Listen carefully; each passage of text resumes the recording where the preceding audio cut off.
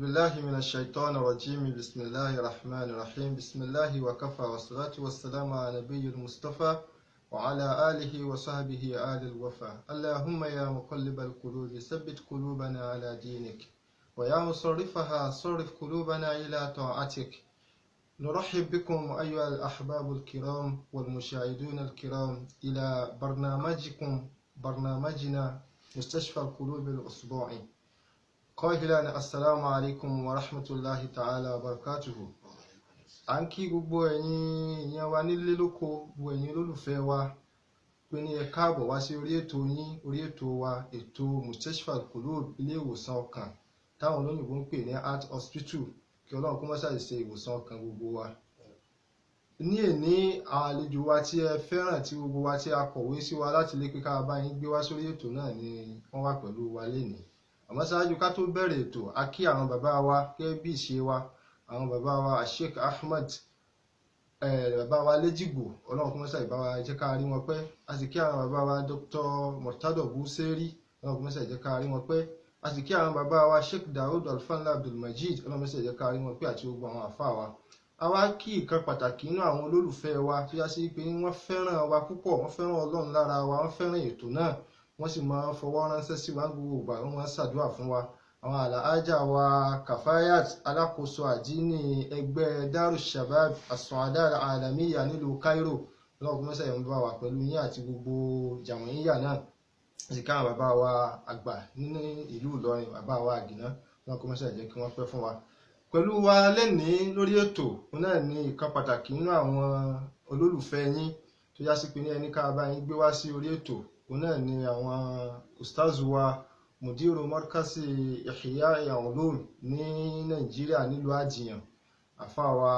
Kamaluddin Agnan-Nas Shakirullah tó já sí pé àwọn náà wà pẹ̀lú wa lu Morocco ní bíbá yìí wọ́n ṣe master wọn lọ́wọ́ ní Jamia Umar Khamis ní Ribati ní Morocco ní bíbá yìí kí àwọn àfáwà àwọn náà rágbé wá sórí ètò kí ẹ bá wa sálámà sí gbogbo ilé. Assalamu alaikum wa rahmatullahi wa barakatuhu. Wa alaikum assalam wa rahmatullahi ta'ala wa barakatuhu. Gbogbo àwọn èèyàn wa nílẹ̀ ni wọ́n dáhùn sálámà láàfíà Ọlọ́run kó má ṣe àmàbá gbogbo wa. Prógámù wa ètò wa ní orí ètò lénìí òun náà ní pé ní a fẹ́ sọ̀rọ̀ lórí ìkan nínú àwọn nǹkan tá a rí pé ní àìsàn tí ń dààmú ayé tó já sí pé ní ó kéré nínú àwọn tó já sí pé ní wọ́n là níbẹ̀ k'Ọlọ́run kó má ṣe àìmọ́ ìṣèwòsàn ọkàn gbogbo wa. A fẹ́ sọ̀rọ̀ nípa anifak tí àwọn Yorùbá ń pè ní àgàbàgebè tí àwọn olóyìnbó ń pè ní hypocrisy kí Ọlọ́run kó má ṣàì yọ kó lọ́kàn gbogbo wa òun ni a fẹ́ gbéyàwó lénìí. àwọn ustaz wa gẹ́gẹ́ bá ti mọ̀ pé kíní ìyá àrùn tí ń dààmú gbogbo ayé ni yóò wù wá kí ẹ bá wa yànnàná àwọn nǹkan wọ̀nyí kẹ́ bá wa sọ nípa kíní ń jẹ́ nifak kí ni àwọn ẹ̀yà rẹ̀ ìròyìn gbogbo láti mọ mùnáfìkì èèyàn kí sì ni tí máa ń fà á kí ló fà á tó fi já sí pé kíní ìwà ti wá di tó já sí pé gbogbo ayé ni ó fẹ́ kárí kí ni tí máa dálẹ̀ àti pé kí ni tí ó lè jẹ́ ìwòsàn gẹ́gẹ́ bí ẹni pé ní orí ètò tá a gbé wá Mustashfa Al-Qulub àmọ́ pé ní àwọn kan ṣàìsàn bó láti fẹ́ ṣèwòsàn rẹ̀ ìyẹn ni ẹ bá wa sọ gbẹ̀yìn. àmọ́ ní àkọ́kọ́ ẹ bá wa ṣàlàyé fún ilé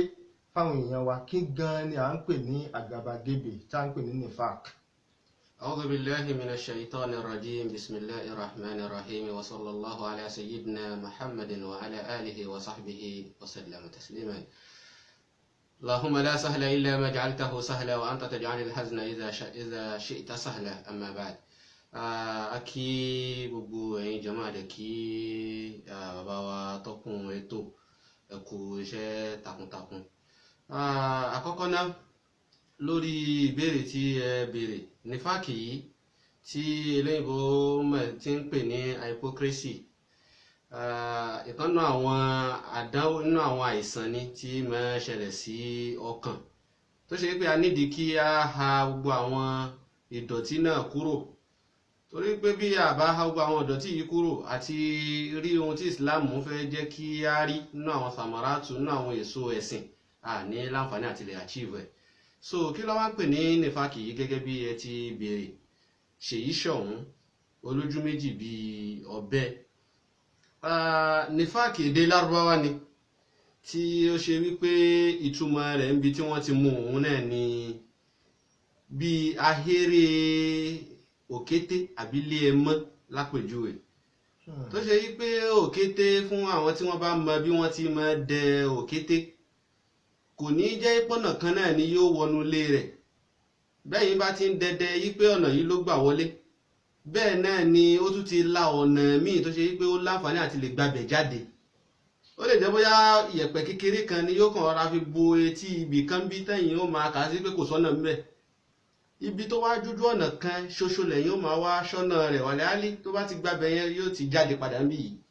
So òun ni Lárúbáwá ń pè ní nafak. Tá bá wò ó ní ọ̀dọ̀ wa ń bí yìí náà àtàwọn tó bá tó wà nílẹ̀ Lárúbáwá káàkiri, bóyá bá rí àwọn bíi ẹnu pipe àbí àwọn ojú ọ̀nà tí àwọn bíríìjì underground tí mọ́tò lè gbàbẹ̀ kọjá sódì kejì, wọ́n á máa perú bẹ́ẹ̀ yẹn náà ní nafak. Nítorí kí ni wọ́n ṣe ń pè ní nafak òun náà ni pé ó ní ọ̀nà àbáwọlé ń bí yìí, ó sì lọ́nà tí ó lè gbà jáde lódì kejì. Ẹ gbọ́dọ̀ dúró dè ń bí yìí pé tọ̀ ó ti wọlé ń bí yìí, ó sì láǹfààní bí náà ni ó gbà jáde. Bẹ́ẹ̀ bá dúró dè ó ti jáde lódì kejì.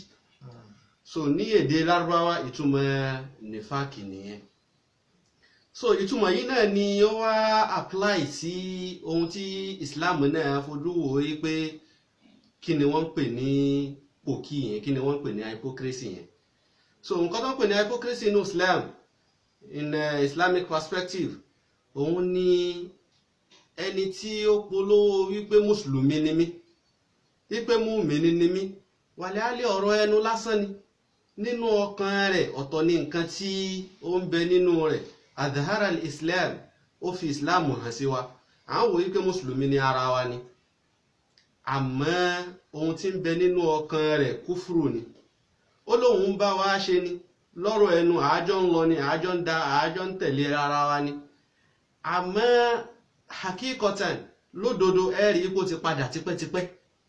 kò sí pẹ̀lú wa mọ́. So èyí ni Islam ń pè ní mùnáfìkì. Adúpẹ́ fún yín kí Ọlọ́run. Ó lérò pé gbogbo àwọn olólùfẹ́ wa náà ni wọ́n ń tábà àwa, wọ́n sì ń gbọ́ gbogbo àlàyé tí a ṣe lórí tí ń jẹ́ mùnáfìkì yìí. Tá bá wò ó, a rí i pé nínú àwọn ìwé ẹ̀sìn láti inú Al-Qur'an, nínú kútùbù sihah, nínú àwọn kútùbù sunan, a rí i pé ní a rí àwọn orípa ọ̀rọ̀ tí wọ́n gbà wá sọ́dọ̀ ànábì, àwọn reports tí wọ́n gbà wá sọ́dọ̀ ànábì lórí wípé ní lórí ọ̀rọ̀ nípa wípé ní mùnáfìkì yìí, àlàyé ń pa rẹ̀ àti bó ti rí. Ìkànnú ẹ̀ a rí i pé ní Imam Bukhari ó ń sọ̀rọ̀ nípa, ó gba ọ̀rọ̀ kan wá sọ́dọ̀ Ibn Abi Mulaykha wípé ní ó ní òun bá àwọn 30 nínú àwọn companion ànábì sallallahu alayhi wa sallam wípé ní gbogbo wọn pátápátá ní kulluhum yakhafu nifaqa ala nafsihi, wípé ní wọ́n máa bẹ̀rù ṣèyí sọ̀hún nifaq pé káwọn máa ṣe. tó ibẹ̀ láti wá wo wípé ní kí wá ní káwo nifaq yẹn, àwọn tó ní ìpín ẹ̀yà lóníranran táfìmọ̀ wípé ní tá bá ti rí nǹkan báyìí nifaq ni, tá bá ti rí nǹkan báyìí àgàmàgebè ti wọlé. Kí ni àwọn ẹ̀yà oníranran tí àgàmàgebè hypocrisy yìí tó pín sí? Ẹ ṣeun púpọ̀. Kí a tó lọ síbẹ̀, àkọ́kọ́ náà Islam, Quran lódidi tó jẹ́ manual àbí tó jẹ́ encyclopedia yìí pé báwo ni a ṣe fẹ́ ṣayé, báwo la ṣe fẹ́ ṣẹ̀sìn. Ó sọ̀rọ̀, Ọlọ́run bá wa sọ̀rọ̀ nípa mùnáfìkì, nípa ọ̀rọ̀ nífàkì yẹn rẹpẹtẹ. So nínú nǹkan tí Islam dẹ̀ mójútó, lápèjúwe ká wọnú Suratul Baqara tó ṣe pé òun náà ni súra rẹ̀ gùn jù nínú Al-Qur'an. Ìgbà tí Ọlọ́run bá ń ròyìn àwọn mùmínì, ó pín àwọn èèyàn sí mẹ́ta, ìran mẹ́ta náà lè yàn nínú súra yẹn.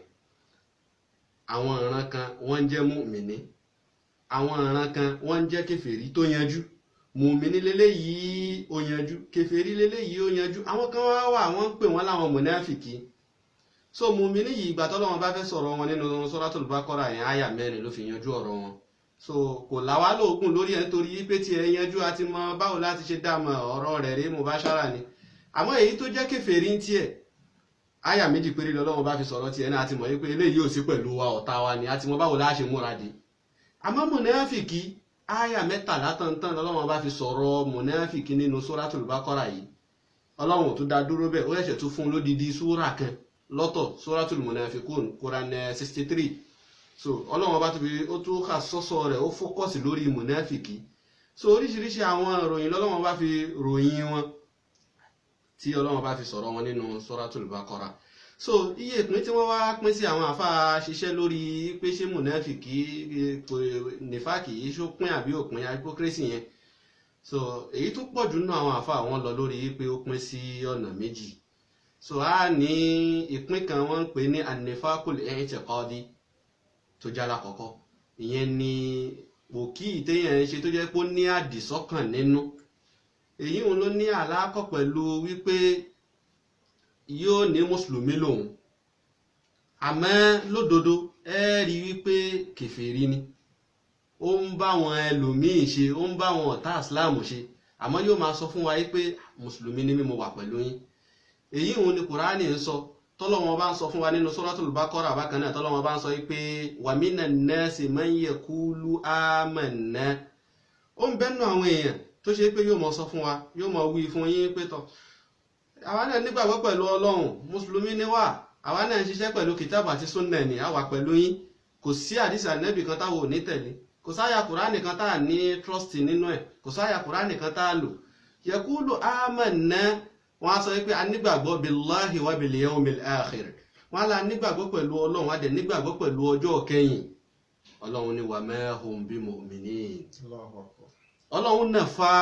ìmánì yẹn kúrò lọ́dọ̀ wọn wípé amanna tí wọ́n wí, a nígbàgbọ́ pẹ̀lú Ọlọ́run tí wọ́n wí yẹn ọ̀rọ̀ ẹnu lásán ni, ọ̀rọ̀ ahọ́n ni, àmọ́ kìí ṣe mùmíní, ọ̀rọ̀ yẹn ò dénú ọkàn rẹ̀. Ó túmọ̀ sí pé n ta fẹ́ nínú ìmánì tán pè ní at-tasdiqul batin kò sí fún wọn. Bẹ́ẹ̀ ni, so ọ̀rọ̀ òṣìṣẹ́ papọ̀ mọ́kàn. Tá bá wo tàrífù rìsálà àbí invitation tá a fi wọnú Islam náà, nígbà tí wọ́n bá sọ pé kí ni wọ́n ń pè ní al-iman, wọ́n á sọ pé òun náà ni al-qawlu. Tá bá wo ohun tí àwọn àfáà náà pè ní al-iman, á sọ fún wa pé òun náà ni al-qawlu bil-lisan, kí a fi ahọ́n wí, ká sọ wípé agbọ́lọ́wọ́n ọba gbọ́. Ẹ wo irú ẹni tó lọ bá ànábì tí pé káyà ànábì kó ṣe wàsíyà fún òun kó bá wọn sọ̀rọ̀. Ànábì sọ pé kul amantu billah, sọ pé mo nígbàgbọ́ pẹ̀lú Ọlọ́run, yẹn ni al-qawlu bil-lisan. Lẹ́yìn yẹn ó ẹ̀ṣẹ̀ wa kan wà tasdiqu bil-janan, kí a ẹ̀ṣẹ̀ kọ́kàn wa náà wá gbà á bẹ̀, kó má jẹ́ wípé ọ̀rọ̀ orí ahọ́n lásán ni. wal amalu bil-arkan, so ká wá ṣiṣẹ́ tọ̀, kò ní jọ́rọ̀ orí ahọ́n lásán, kò ní jẹ́ pé tọ̀ ọkàn mi náà rí mi, Ọlọ́run náà rí mi, ọkàn mi clear yìí pé mo nígbàgbọ́ pẹ̀lú Ọlọ́run, kó má wá ṣiṣẹ́ tọ̀. So yóò ṣiṣẹ́ tẹ̀lé lẹ́ẹ̀kan náà ni, ṣíṣiṣẹ́ tẹ̀lé yẹn náà lọ Ànábì sọ fún sàhábà yẹn pé summa istaqim, lẹ́yìn náà kó wá dúró lé lérí. Ó ṣiṣẹ́ ọ̀rọ̀ ẹnu wípé a nígbàgbọ́ pẹ̀lú Ọlọ́run, mùsùlùmí ni wá ní kọ́kọ́, ọ̀rọ̀ wípé mo kó sí jàlábí àǹjọ Sunday, mo kó sí jàlábí àǹjọ Jímọ̀ ní kọ́kọ́, ó tún ṣiṣẹ́ pẹ̀lú ẹ̀, ó jẹ́ ká ìsìláàmù rẹ náà kó púrúvù rẹ wípé mùsùlùmí ni wá. So Ọlọ́run wá ròyìn àwọn mùnáfìkì yẹn wípé àwọn èèyàn wọ́n dúró sórí marhala alákọ̀ọ́kọ́, òun náà ni ọ̀rọ̀ ẹnu lásán. Yaqulu amanna, wọ́n á là nígbàgbọ́ pẹ̀lú Ọlọ́run, amanna billahi wa bil yawmil akhir, a nígbàgbọ́ pẹ̀lú Ọlọ́run àtijọ́ kẹyìn. Ọlọ́run ni wa ma hum bimu'minin, wàlẹ́álí wọn ò kí ń ṣe mùmíní. Ọlọ́run ṣe náà fúyò ìgbàgbọ́ yẹn kó lọ́dọ̀ wọn, ó ní kò sí gbàgbọ́ kankan nínú ọkàn wọn, ò kí ń ṣe onígbàgbọ́ òdodo. Irú ìyìn wọn ni wọ́n ń pè ní an-nifaqul i'tiqadi, yóò ní mùsùlùmí lòun, àmọ́ lódodo kì í ṣe mùsùlùmí. So an-nifaqul amali ń tiẹ̀, òun ni nífàkì tó ṣe wípé yóò máa sọ fún wa pé ẹ má wọ́rì, èló lẹ́nìdí nínú mọ́ṣáláṣí tẹ fẹ́ lò yẹn, mo donate gbogbo nǹkan tẹ fẹ́ lò. So lẹ́yìn ìgbà tó bá kú òun bẹ̀ tán, tó bá kú lọ́dọ̀ wọn tán bí tó ti ṣàdéhùn fún wọn yẹn, yóò ṣe nǹkan míì, yóò ní mo kàn fi yín òun mo fi ṣe fàwọ́rajà ní nǹkan míì tó yàtọ̀ sọ́rọ̀ tó bá wa sọ ni yóò mọ mú lò. So rí oríṣiríṣi kọ́lọ̀ ni ó mọ gbé wá, yóò bá wa sọ̀rọ̀, ọ̀rọ̀ tó sọ tó bá parí tó bá kú lọ́dọ̀ wa, ọ̀tọ̀ ní nǹkan tí yóò mọ ṣe, yóò ṣàdéhùn fún wa, kò ní má déhùn ṣe, bó bá wa sọ̀rọ̀ yóò pààrọ̀ oríṣiríṣi àwọn nǹkan báyìí. Òun ni an-nifaqu al-amali. So tó ṣe pé a padà máa rí inú àwọn àmì tá Ànábì kàkalẹ̀ fún ẹ bá ti rí eléyìí lọ́dọ̀ lágbájá, ẹ mọ̀ yín pé mùnáfìkí ni, ẹ bá ti rí eléyìí lọ́dọ̀ tàmẹ̀dù, ẹ mọ̀ yín pé mùnáfìkí ni. So ní ṣókí lọ́dọ̀ àwọn àfáà àwọn pín sí méjì, an-nifaqul i'tiqadi ń bẹ, èyí tó ṣe pé hypocrisy títí believe ni. So inú àdìsọ́kàn rẹ̀, inú nǹkan tó dì sẹ́mi náà ni ó ti ń ṣe ṣèyí ṣọ̀wọ́n, ọ̀tọ̀ ní nǹkan tó fi sínú, ọ̀tọ̀ ní nǹkan tí ó wà ń ta tó ní àlákọ̀ pẹ̀lú Ọlọ́run àtẹ̀sìn. so hypocrisy tẹ́lẹ̀ kejì òun náà ni ànífàkùlà àmàlí èyí tó ṣe pé ti tó níṣẹ́ ni so irú yẹn rí pé ẹ̀kọ̀ọ̀kan ni ó mọ kírun irun rẹ̀ ò ní lọ déédéé ìjọ tí bóyá ẹsẹ̀ wa bá pé káwọn èèyàn yìí má sọ mí lẹ́nu náà ní ẹ̀ bá nídìí irun ìjọ tó bá di pé ẹsẹ̀ wa bá pé náà lẹ́rí pé yóò ṣe dáadáa. ọ̀rọ̀ dàbí pé sọ̀lá wà sọ́mọ̀ lẹ́ amúrin kánà yàtìlóbùhù lámà ń kọ́dà amúrù mà sọ́lá wà mà sọ́mọ̀. so hájà rẹ̀ nìkan náà ni yóò mójútó bí ó ti jẹ́ nù. akíyín adúpẹ́ lọ́wọ́ yín bàbá wa lórí bí ẹ ti bá wa pín nífàkù yìí. àlàyé tí torí àwọn èèyàn wa nílé tí wọ́n ń wò wá àlàyé tí àwọn bàbá wa bá wa ṣe lórí àlìnífàkù ẹ̀yìntìkọ́dí àlàyé náà ó jòkó púpọ̀ yẹ kí gbogbo wa ká ṣàkíyèsí ọkàn wa ká wo ẹ̀sìn wa báwo la ti ń ṣe sí bọ́lọ́run ti fẹ́ ni tàbá sì wò ó náà á rí i pé gbólóhùn tí wọ́n ní káwọn tí ó já sí pé òun náà ni èèyàn fi yóò fi wọnú Islam la ilaha illallah àwọn àfáà sọ̀rọ̀ lórí ẹ̀ púpọ̀ tàbá wo la ilaha illallah yẹn á rí i pé gbogbo aráàfin ti bẹ́ẹ̀ ń bẹ̀ wọ́n sọ wípé ní huruful jawfi ni àwọn aráàfin tó já sí pé ní láti inú ló ti wá láàmù alifu àti hao aráàfin mẹ́ta tó kó sínú náà nù tàbá nùkún wa sọ fún abẹ́ ọlọ́run náà ti sọ tó fẹ́ pẹ̀lú romziyan bó ṣe gbé kinní yẹn kalẹ̀ tàbá ti wí lẹ́nu gbogbo ọ̀dá sí pé kinní yẹn gbọdọ̀ wá láti inú ọkàn ni ká ṣiṣẹ́ ká fọkàn tẹ̀lé ló fa láwọn àfáà fi gbé ṣùrùtù kó má jẹ̀mú kalẹ̀ fún un àfáà kan Hafizul Hakami nínú mọ̀ọ́zúmọ̀ ẹsẹ̀ òun ka àwọn ṣùrùtù tá a gbọdọ̀ níbẹ̀ tó fi já sí pé àfi ní kó sínú àwọn nífàkù tí à ń sọ rẹ̀ yìí ní àlẹ́ elmu wal yakinu wal qabulu والانقياد فجر ما أقول والصدق والإخلاص والمحبة وفقك الله لما أحب tí a bá ti lè ṣe àwọn kinní yìí bí wọ́n ti bá wa ṣàlàyé rẹ̀ a rí i pé ní a kúrò níbi ànífàkùlẹ̀ àyìntì kọ́ọ́dí kọ́lọ́n kó yọ wá kúrò níbẹ̀ kó má ṣe wá mùnáfìkì a dúpẹ́ fún yín púpọ̀. nísìnyí ìbéèrè tí a tún fẹ́ kí ẹ bá wa sọ òun ní pé ní a wá wo pé ní bá a ti ṣàlàyé rẹ̀ yìí àti ti nífàkùlẹ̀ àyìntì kọ́ọ́dí àti nífàkù àmàlí kí ni ìròyìn báwo láti dá wọn mọ̀ torí pé ní tabawo a rí pé kíní yìí nǹkan tó pamọ́ ni torí n tó bá sọ fún wa gẹ́gẹ́ bí tàrífù tẹ́ sọ fún wa n tó sọ síta lámà àmọ́ tó wà nù bó láti fẹ́ mọ̀ táti dá mùnáfíkí èèyàn mọ̀. ẹ ṣeun púpọ̀ fún ìbéèrè tí ẹ béèrè kí a tó lọ àfà ẹlẹ́kọ̀ọ́ tọ̀hún ó wí wọ́n máa ṣe ìsínádì ẹsẹ̀ orin mẹ́ta náà wọ́n máa darí ẹ̀ sọ́dọ̀ Sayyidina Ali tí ń ṣe khalifa kẹrin náà àwọn sahaba nabi ó sọ ọ̀rọ̀ kan tí ń fi ń júwe àwọn mùnáfìkì tí ń sì ń sọ̀rọ̀ yìí pé ṣàlẹ̀ ráǹfààní lára wọn àbá lè rí afáàsọ pé la khayra fi wuddi mri'in mutamallikin hulwul lisani wa qalbuhu yatalaghabu yu'tika min tarafil lisani halawatan wa idha tawara anka fahuwa al-aqrabu afáàsọ pé bẹ́ẹ̀ ti dá mùnáfìkì mọ̀ ó kọ́kọ́ júwe fún wa pé kò sóore kankan tẹ́ fẹ́ rí lára mùnáfìkì mọ́ dúró lórí pé olóhun ó dúró tí ọ olóhun ó ṣe dáadáa fún ọ ó ní ṣé wípé ẹ ní bàbá mọ́ ni ń ṣe bàbá fún yín ẹ ní ìyá mọ́ ni ń ṣe ìyá fún yín ṣé nǹkan bàjẹ́ fún yín ni ẹ mọ̀ wọ́rí ẹ lódiwọ̀n bàtẹ́ ti ní mi ẹ gbà yín pé ẹ ti ní mi wọ́n fẹ̀mí balẹ̀ sórí ẹ o àfàsọ pé la khayra fi wuddi mri'in mutamallikin kò sóore fún ẹ̀dẹ́ ènìyàn kan tó ṣe pé bí ó bá ti ṣe ń ṣe sí ẹ mọ̀ wò pé èèyàn rẹ ni ẹ mọ̀ wò pé wà á rẹ ni lọ́rọ̀ rẹ̀ yóò wà òkè yóò oníhólùwò lè sáà ẹnu rẹ̀ dùn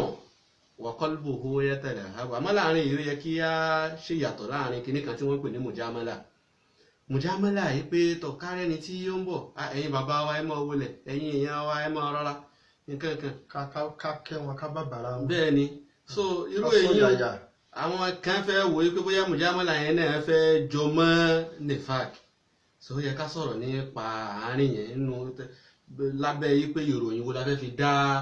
mùnáfìkì mọ̀ àmọ́ títí mùjámálà yẹn ó pín sí méjì mùjámálà kan wà tó ṣe pé òun náà ní ká kun òdodo lọ́dà ìkan sì wà ká kun irọ́ lọ́dà ká kun irọ́ lọ́dà yẹn Islam ò fẹ́ yín o rárá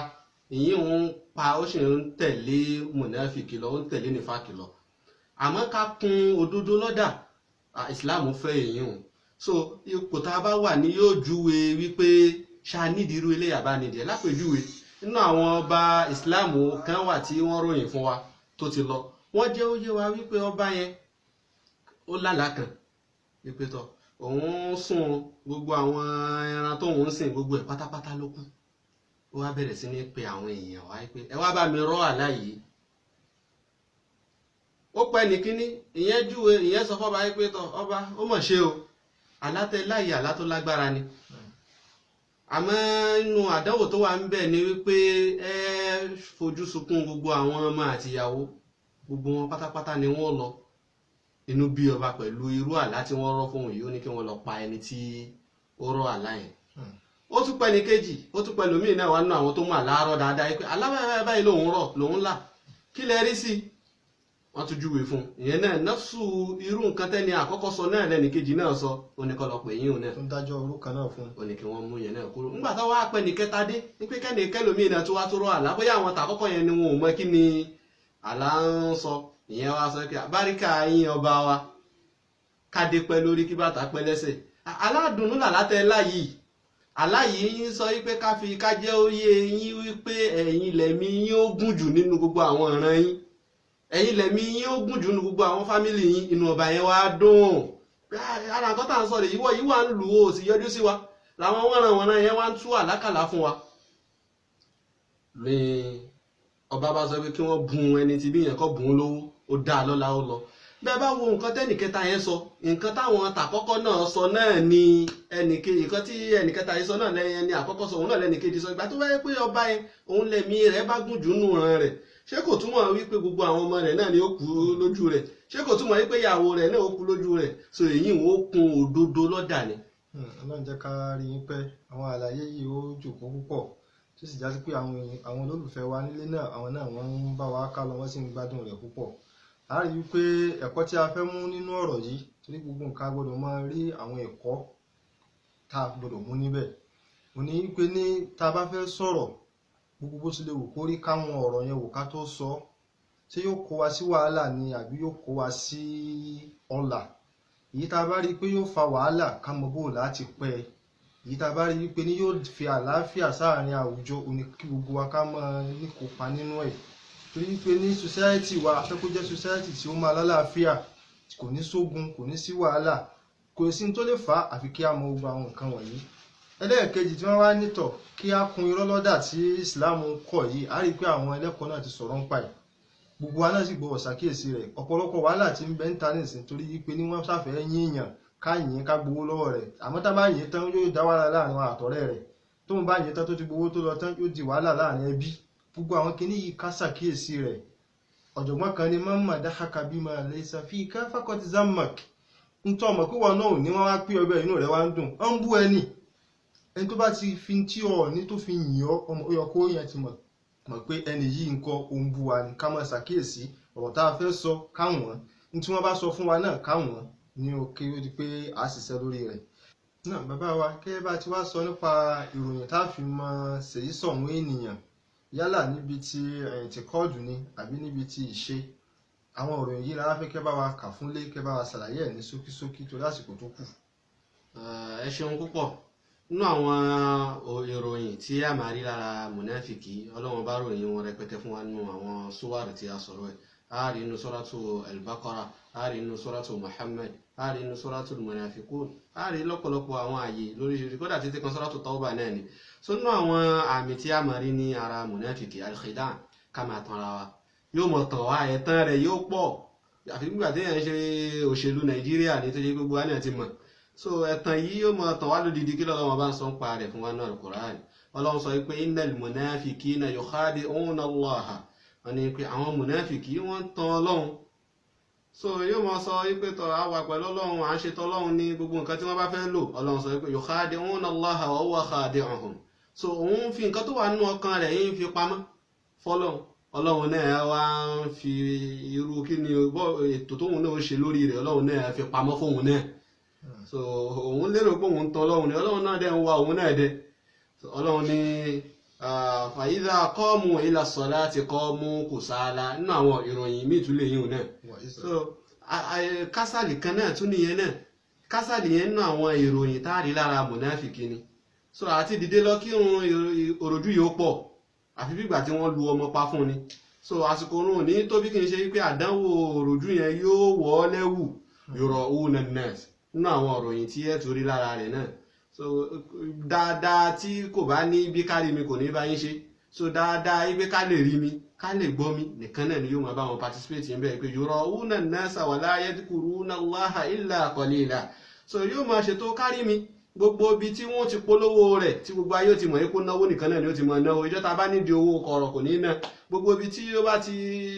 tí ó ṣe pé ó bá fẹ́ ṣiṣẹ́ fáwọn ọmọ òrukàn ibi táyé ò bá ti ní gbọ́ kò ní náwó fáwọn ọmọ òrukàn ń bẹ̀ so kọ̀rọ̀ èyí tó bá jẹ́ ti kọ̀rọ̀ kò ní náà èyí tó bá jẹ́ ti gbangba nìkan náà ni yóò ná so àríyá nínú àwọn òròyìn tá máa rí lára mùnáfìkí nù nínú àwọn òròyìn tá máa rí lára mùnáfìkí àsúnmọ́ àná wà ń bẹ̀ ọlọ́run wala yadhkuruna Allaha illa qalila so àti ṣàdíkìrí náà ara ó máa ní ṣùgbọ́n ẹ bá sọ pé kó wá wo fíìmù wákàtí méjì kó wá wo season fíìmù bíi 12 ara ò ní yóò rọ ọlọ́run yóò jókòó tí nǹkan kan ò ní ṣe àmọ́ ẹ pé tọ̀ ẹ jẹ́ àṣàdúrà o ẹ pé kó wá rántí ọlọ́run ṣègbà yẹn jẹ̀díjẹ̀dí òde ìgbà yẹn ní ó rántí pé ẹ̀yìn ọ̀run ń dùn so gbogbo nǹkan ni ó mọ̀ ṣe lásìkò yẹn ọlọ́run ni wọn ò ní lè rántí ọlọ́run àfi díẹ̀díẹ̀ ẹ̀kọ̀ọ̀kan náà ní ẹ̀mọ̀ ẹ̀rí tí ó mọ̀ rántí ọlọ́run. sábà wo àyà yìí nìsín ọlọ́run fi ìròyìn mẹ́rẹ̀ẹ̀rin fún wọn wọn lérò pé àwọn ń tan ọlọ́run ẹlẹ́ẹ̀kejì wọ́n máa kírun wọn ò ní lè kírun déédéé wọ́n máa sọ̀rọ̀ ju ń bí irun wọ́n máa ṣe àrími sáwọn ènìyàn wọ́n sì tún máa wọn ò ní lè dárúkọ ọlọ́run àròmọ ni wọ́n ń bi dárúkọ ọlọ́run. bẹ́ẹ̀ni so ìròyìn kan nìyẹn ìròyìn mẹ́rin kan nìyẹn nínú àwọn ìròyìn tẹ́ẹ̀rí lára mùnáfìkì nínú àwọn ìròyìn míì tẹ́ẹ̀túrí lára mùnáfìkì òun náà ni al-kadhibu yóò mọ irọ́ pa yóò kó ní marhala primary classes yóò kọjá lára secondary class kódà yóò bá dé university so yóò gúdùnú rọ ìbẹ́ bá ti ń hé bí iná ni ẹ tún máa tún mú lọ́hùn ọlọ́run ọba sọ pé idha ja'aka al-munafiquna qalu nashhadu innaka la rasulullah wọ́n ní pé táwọn mùnáfìkì bá wá bá ọlọ́run sọ fún ànábì Muhammad bẹ́ẹ̀ wípé tọ́ báwọn mùnáfìkì yìí bá dé tí wọ́n bá sọ fún pé tọ́ àwa gán gbà yí pé òjíṣẹ́ ọlọ́run ni ẹ́ bíjọ́ mọ́ mi ni wọ́n ṣe lọ bá àfa yìí pé tọ́ gbogbo alágbà yí pé àwòlé ọlọ́run ni yín o gbogbo alágbà yí pé ní ọlọ́run ni yín so yóò wọ́n wà bá nẹ́bì bẹ́ẹ̀ yí pé tọ́ à ń jẹ́rìí pé òjíṣẹ́ ọlọ́run ni ọ́ ọlọ́run ni wallahu ya'lamu innaka la rasuluhu ọlọ́run fún ara rẹ̀ náà sì mọ̀ kò nídìí káwọn ẹ̀ṣẹ̀ sọ ọ̀rọ̀ kẹ́ẹ̀ṣẹ̀ wá ròyìn fún wa yí pé tọ́ òjíṣẹ́ ọlọ́run ni lágbájá kọ́ ọlọ́run fún ara rẹ̀ náà mọ̀ ọlọ́run wa ni wallahu yashhadu innal munafiqina lakadhibun kí ló fà tọ́lọ́run fi kọ́kọ́ sọ tàlá àkọ́kọ́ yẹn pé ọlọ́run náà sì mọ̀ yí kò jíṣẹ́ ọlọ́run ni bí jumla ihtiraziyya nìyẹn because ọlọ́run parí ẹ̀ yí pé wallahu yashhadu innal munafiqina lakadhibun ọlọ́run bá sì jẹ́rìí wípé àwọn mùnáfìkí yẹn òpùrọ́ ni wọ́n so kọ́lọ́run tó wá gbé yẹn ọlọ́run kọ́kọ́ sọ pé ọlọ́run fún ara rẹ̀ jẹ́rìí wípé òjíṣẹ́ ká ní wípé ọ̀rọ̀ bá wá mú bá ṣára lẹ́ẹ̀kan náà wípé ọlọ́run sì mọ̀ yí pé òpùrọ́ làwọn pípù yẹn so kó má torí òpònú tí yóò wò wípé bóyá kùránì gan jẹ́rìí pàǹdẹ́bì òkè ṣòjíṣẹ́ ọlọ́run ṣe kọ́kọ́ gbé jumla ihtiraziyya wáyé pé ọlọ́run fún ara rẹ̀ mọ̀ ọlọ́run náà testify kó jíṣẹ́ ọlọ́run ni ọlọ́run wa ni àmọ́ ohun tí wọ́n ń wí yẹn original arọ́ ni ọ̀rọ̀ ẹnu lásán ni tí ò dé inú ọkàn wọn. a dúpẹ́ lọ́wọ́ yín bàbá wa ó wu ẹnu kí ó wu ni ká jẹun pẹ́ lẹ́nu àmọ́ òfa ọ̀nà fún òun ni ò jẹ́ àsìkò tí wọ́n fún wa ní orí ètò wa yìí iléeṣẹ́ wa yìí ó ti ń kù sáátà láti tán